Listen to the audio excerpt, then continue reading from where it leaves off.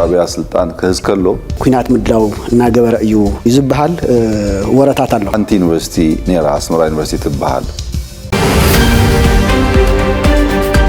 ሰላም ጤና ይስጥልን የተወደዳችሁ የኢሬሳት አድማጭ ተመልካቾች ለመጋቢት 3 2026 ምሽት የተዘጋጁ የአማርኛ ቋንቋ ዜናዎችን ይዘን ቀርበናል። እንድትከታተሉን በአክብሮት እንጋብዛለን።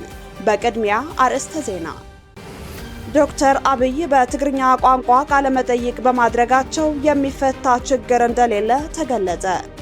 በአርሲ ዞን ከ20 በላይ ንጹሃን ላይ የተፈጸመውን ግድያ የኢትዮጵያ ሃይማኖት ተቋማት አወገዙ። በደቡብ ሱዳን ሰሜናዊ ክፍል ታጣቂዎች በሰነዘሩት ጥቃት የ169 ሰዎች ሕይወት ማለፉን ተገለጸ። የመካከለኛው ምስራቅ ጦርነት እንደቀጠለ ተነገረ። አሜሪካ በመካከለኛው ምስራቅ የሚገኙ ዜጎቿ በአስቸኳይ አካባቢውን ለቀው እንዲወጡ አሳሰበች። የእስራኤል ጦር ዳግም በሊባኖስ ሊሰማራ መሆኑን ተገለጸ። ኳታር የአጸፋ እርምጃ ልትወስድ መሆኗን እየዛተች ነው። ወደ ዝርዝሩ እንለፍ።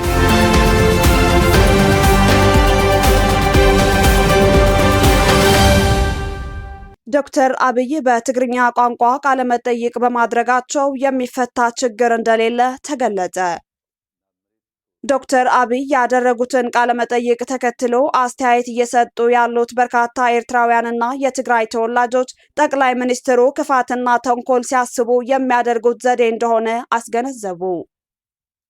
ቃለ መጠይቁ በቅርብ ጊዜያት ጦርነት ሊኖር እንደሚችል አመላካች አቅጣጫ ሊሆን ይችላል ሲሉም ስጋታቸውን እየገለጹ ይገኛሉ።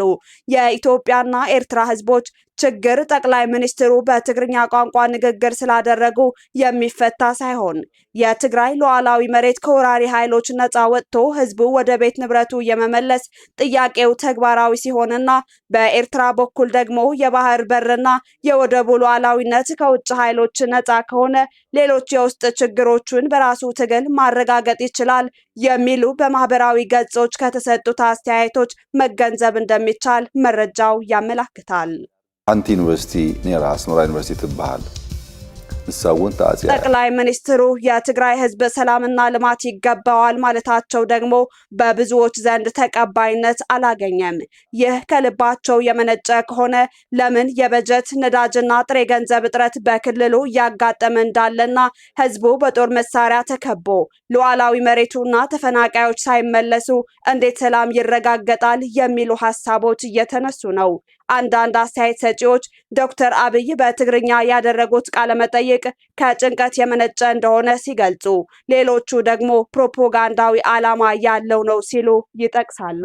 ሰላምን ልማትን ይግባኦ፣ ሰላምን ልማትን ይፈቱ፣ ሰላምን ልማትን ተቃሊሱ ይዘሎ በአንጻሩ ዳግም ውግእን እንወትን አይግባኦን ዝብል ጽኑ እምነት ያለኒ እቲ ጥሩ ፋይሊ ከም እብድ ከልቢ ምስ መንሰይ ትግራይ ምስ አባላት ጸጥታ ትግራይ ምስ ምሁራት ዲያስፖራ ምስ መላህ ትግራይ ኣብ ከቢድ ቅርህነታት እዩ።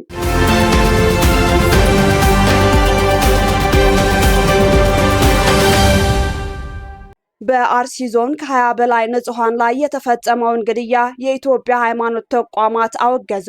መንግስት አፋጣኝ እርምጃ እንዲወስድም ጠየቁ። በኦሮሚያ ክልል ምስራቅ አርሲ ዞን ሸርካ ወረዳ በንጹሃን ላይ በተፈጸመ አዲስ ጥቃት የ21 ሰዎች ሕይወት ማለፉን ተከትሎ የኢትዮጵያ ኦርቶዶክስ ተዋሕዶ ቤተክርስቲያን ቋሚ ሲኖዶስ፣ የኢትዮጵያ የሃይማኖት ተቋማት ጉባኤና የእስልምና ጉዳዮች ጠቅላይ ምክር ቤት በተናጠል ባወጡት መግለጫ ድርጊቱን በማውገዝ መንግስት አፋጣኝ እርምጃ እንዲወስድ ጠይቀዋል።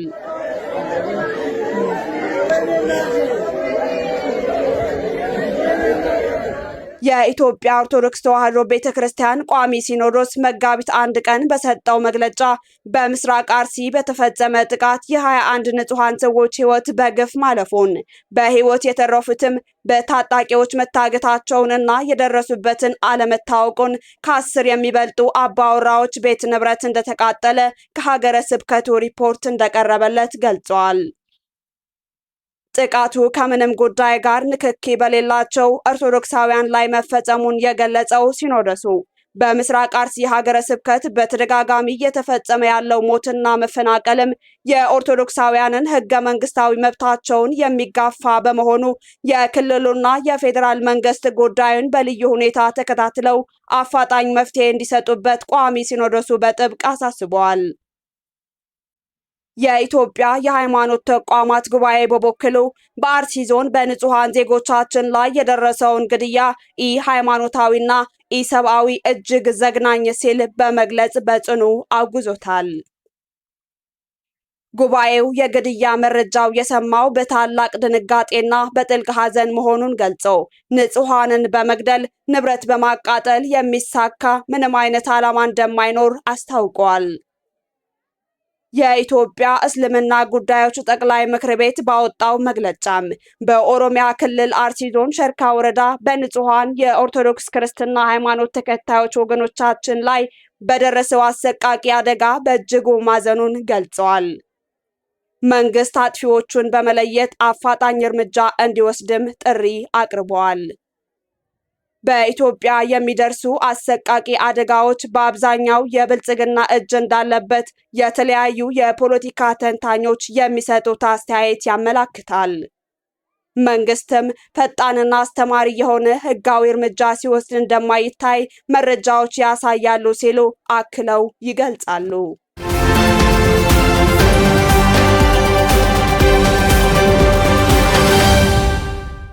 በደቡብ ሱዳን ሰሜናዊ ክፍል ታጣቂዎች በሰነዘሩት ጥቃት የ169 ሰዎች ህይወት ማለፉን ተገለጸ። በደቡብ ሱዳን ሰሜናዊ ክፍል ታጣቂዎች በአንድ መንደር ላይ በፈጸሙት ጥቃት ቢያንስ 169 ሰዎች መገደላቸውንና አስከሬናቸውም በጅምላ መቃብር ማረፉን የአካባቢ ባለስልጣናት ለኤኤፍፒ ገለጹ። እሁድ ንጋት ላይ ከሱዳን ድንበር አቅራቢያ በሚገኘው አቢዮምኖም ግዛት ውስጥ የተፈጸመውን ይህንን ጭፍጨፋ በተመለከተ የሰሜን ሩዌንጋ አስተዳደር አካባቢ የጤና ሚኒስተር ኤልሳቤጥ አቾል በስልክ በሰጡት ቃል በአጠቃላይ 169 አስከሬኖች በጅምላ መቃብር እንዲያርፉ ተደርገዋል ብለዋል። የአካባቢው የማስታወቂያ ሚኒስተር ጄምስ ሙኒሎአክ በበኩላቸው የተገለጸው የሟቾች ቁጥር ትክክል መሆኑን ጠቅሰው በሟቾቹ መካከል ሴቶች፣ ህጻናትና አረጋውያን እንደሚገኙበትና ተጨማሪ አስከሬኖች ሊገኙ ስለሚችሉ ቁጥሩ ከዚህም ሊበልጥ እንደሚችል አስታውቀዋል። ስሙ እንዳይጠቀስ የፈለገ ዲፕሎማሲያዊ ምንጭ የሟቾች ቁጥር 70 መሆኑንና ቁጥሩ ሊያሻቅብ እንደሚችል ጠቁሟል። የደቡብ ሱዳን መንግስት ድርጊቱን አረመኔያዊ ጥቃት ሲል የኮነነ ሲሆን ሁለት ከፍተኛ የአካባቢ ባለስልጣናት መገደላቸውንም አረጋግጠዋል። የማስታወቂያ ሚኒስትሩ አቴኒ ወክ አቴኒ በጥቃቱ ንጹሃን ዜጎችና የህግ አስከባሪ አካላት መገደላቸውን ገልጸው ድርጊቱ በጥልቀት እንደሚመረመር ተናግረዋል። የመጀመሪያ ደረጃ ሪፖርቶች ጥቃቱ ኑዌር በሚባለው የብሔር ቡድን አባላት ሳይፈጸም እንዳልቀረና ይህም ቀደም ሲል ለተገደሉ ነጋዴዎች የተወሰደ የአጸፋ እርምጃ ሊሆን እንደሚችል ቢጠቁሙም እስካሁን ድረስ ለጥቃቱ ኃላፊነት የወሰደ አካል የለም። ጥቃቱን ተከትሎ በርካታ ነዋሪዎች ወደ ተለያዩ መንደሮች የሸሹ ሲሆን ሌሎች ደግሞ በተባበሩት መንግስታት ድርጅት የሰላም አስከባሪ ጦር ግቢ ውስጥ ጥበቃ ፍለጋ መሄዳቸውን ሚኒስትሩ ሙኒላክ ገልጸዋል። በአሁኑ ወቅት የመንግስት የጸጥታ ኃይሎች በአካባቢው ተሰማርተው ቁጥጥር ማድረጋቸውንና ሁኔታው መረጋጋቱንም አክለዋል። በደቡብ ሱዳን የተባበሩት መንግስታት ድርጅት ተልዕኮ ቃል አቀባይ በበኩላቸው ወደ 1000 የሚጠጉ ንጹሃን ዜጎችን በጊዜያዊነት በግቢው ውስጥ አስጠልለው ለቆሰሉት አስቸኳይ የሕክምና እርዳታ እየሰጠ መሆኑን አስታውቋል። በሌላ በኩል ሰብአዊ ድርጅቶችም የጥቃቱ ሰለባ ሆነዋል። የድንበር የለሽ ሐኪሞች ሰኞ ዕለት ባወጣው መግለጫ ተቋሙ ላይ በተፈጸመ በአንዱ የአየር ጥቃት 26 የሥራ ባልደረቦቹ የደረሱበት እንዳልታወቀ ገልጿል።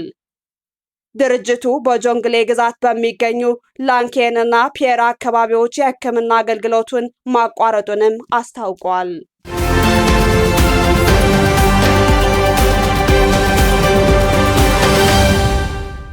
አሜሪካ በመካከለኛው ምስራቅ የሚገኙ ዜጎቿ በአስቸኳይ አካባቢውን ለቀው እንዲወጡ አሳሰበች። የአሜሪካ የውጭ ጉዳይ መስሪያ ቤት ትላንት መጋቢት 2 ቀን 2026 ባወጣው ማሳሰቢያ በበርካታ የመካከለኛው ምስራቅ ሀገራት የሚገኙ የአሜሪካ ዜጎች በከፍተኛ የጸጥታ ስጋት ምክንያት ያሉትን የንግድ መጓጓዣ አማራጮችን በመጠቀም እንዲወጡ አሳስበዋል። መስሪያ ቤቱ ለመካከለኛው ምስራቅ አሜሪካውያን የጸጥታ መረጃ መከታተያ በሚል ባወጣው ይፋዊ ማሳሰቢያ በአካባቢው የሚገኙ የሀገሪቱ ዜጎች ያሉትን የንግድ የመጓጓዣ አማራጮች በመጠቀም አካባቢውን ለቀው እንዲወጡ መክረዋል። ይህ ማሳሰቢያ በባህሬን፣ ግብጽ፣ ኢራን፣ ኢራቅ፣ እስራኤል፣ ዌስት ባንክ እና ጋዛ፣ ዮርዳኖስ፣ ኩዌት፣ ሊባኖስ፣ ኦማን፣ ኳታር፣ ሳውዲ አረቢያ፣ ሶሪያ፣ የተባበሩት አረብ ኤሚሬትስ እና የመን የሚገኙ አሜሪካውያንንም የሚመለከት ነው። ማሳሰቢያው ለጥንቃቄው ምክንያት የሆነው የጸጥታ ስጋት ምንነት በዝርዝር ባይገለጽም ዜጎቹ አካባቢውን ለቀው እንዲወጡ ግን በአጽንኦት አሳስበዋል። አሜሪካ በኢራን ላይ የወሰደችው ጥቃት የዓለም አቀፍ ሕግን የጣሰና ምንም የሚያሰጋ ሁኔታ ሳይኖር የጄፍሬ ኤፕስቴን ፋይሎችን በተመለከተ አቅጣጫ ለመቀየስና የአሜሪካንን ሕዝብ ለማዘናጋት ታሳቢ ያደረገ መሆኑን ተንታኞች ይገልጻሉ።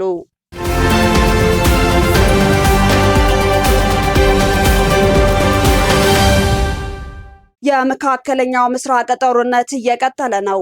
ባለፈው ቅዳሜ ማለዳ አሜሪካና እስራኤል በቅንጅት ኢራን ላይ የከፈቱት ጥቃት የኢራን መንፈሳዊ መሪ አያቶላህ አሊ ኻሜኔይና በርካታ የኢራን የሲቪልና የወታደራዊ ባለስልጣናትን ከገደለ በኋላ የኢራንን የአጸፋ እርምጃ አስከትሎ ቀውሱን አባብሶታል። አራተኛ ቀን ላይ ሲደርስም በአሜሪካ ኤምባሲዎች ላይ ጥቃት መፈጸሙ ከዋነኞቹ ሁነቶች ተጠቃሾች ሆነዋል። በዚህም ኩዌት የሚገኘው የአሜሪካ ኤምባሲ ላልተወሰነ ጊዜ ዝግ መሆኑን ኤምባሲው አስታውቋል።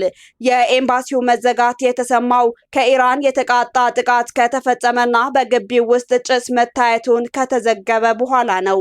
ፕሬዝዳንት ዶናልድ ትራምፕ አሜሪካ በቅርቡ የአጸፋ እርምጃ ትወስዳለች ያሉ ሲሆን እርምጃው በሪያድ በሚገኘው ኤምባሲያቸው ላይ የደረሰው ጥቃት ጭምር እንደሚሆን ጠቁመዋል። እንዴት ምላሽ እንደምንሰጥ በቅርቡ ታውቃላችሁ ሲሉም ለኒውስ ኔሽን ተናግረዋል። ፕሬዝደንቱ ይህን ያሉት ኢራን በሪያድ ከተማ በሚገኘው የአሜሪካ ኤምባሲ ላይ ጥቃት መፈጸሟ ከተሰማ በኋላ ነው። አሜሪካ ከኢራን ጋር ጦርነት የገባችበት ምክንያት የእስራኤልን ፍላጎትና ዓላማ ለማሳካት ነው ሲሉ አሜሪካውያን የፖለቲካ ተንታኞች የሚሰጡት መረጃ ያመላክታል።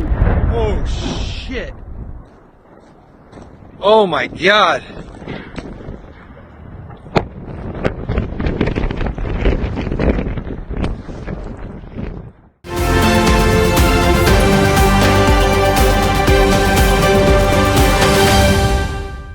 የእስራኤል ጦር ዳግም በሊባኖስ ሊሰማራ ነው። የእስራኤል ጦር ወታደሮችን በደቡብ ሊባኖስ በበርካታ አካባቢዎች ማሰማራቱን አስታውቋል። የእስራኤል መከላከያ ሚኒስቴር እስራኤል ካትዝ ወታደሮቻቸው በሊባኖስ ተጨማሪ ስልታዊ ቦታዎችን እንዲቆጣጠሩ ፈቃድ መስጠታቸውን ተከትሎ ሊባኖስም ወታደሮቿን ወደ ድንበር መልሳ እያሰማራች መሆኑ ተዘግቧል። በኢራን እንደሚደገፍ የሚነገርለት ሂዝቦላህ ለኢራን ያለውን አጋርነት ለመግለጽ በእስራኤል ላይ የሮኬት ጥቃት መፈጸሙ ተሰምቷል። እስራኤልም በአጻፋው በቤሩት ከተማ በሚገኘው የቡድኑ ይዞታዎችን ጨምሮ በበርካታ አካባቢዎች ተከታታይ ጥቃቶችን እየፈጸመች ነው። እስራኤል በተለይ በቤሩት ደቡባዊ ዳርቻዎችና በሀገሪቱ ደቡባዊ ክፍል የአየር ጥቃቷን አጠናክራ መቀጠሏን ተዘግቧል። በግጭቱ ምክንያት በሊባኖስ በትንሹ 30,000 ሰዎች ከቤት ንብረታቸው መፈናቀላቸውን የተባበሩት መንግስታት ድርጅት ዛሬ አስታውቋል። ነዋሪዎቹን ለማፈናቀል የተገደዱት እስራኤል በተለይ በደቡባዊ ሊባኖስ ለሚገኙ ነዋሪዎች በስውር ማስጠንቀቂያ ከሰጠች በኋላ ነው ተብሏል።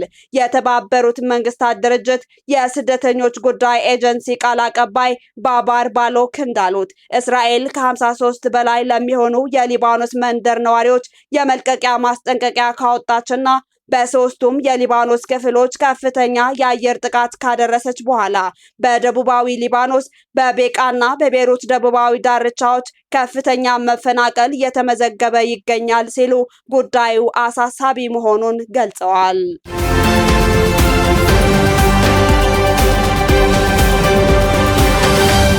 በመጨረሻም የተከበራችሁ የኤርትራ ሳተላይት ቴሌቪዥን ተከታታዮች ለዕለቱ ያልናቸው ዓለም አቀፋዊ ዜናዎች በዚሁ አበቃን። አብራችሁን ስለነበራችሁ እናመሰግናለን። ሰላም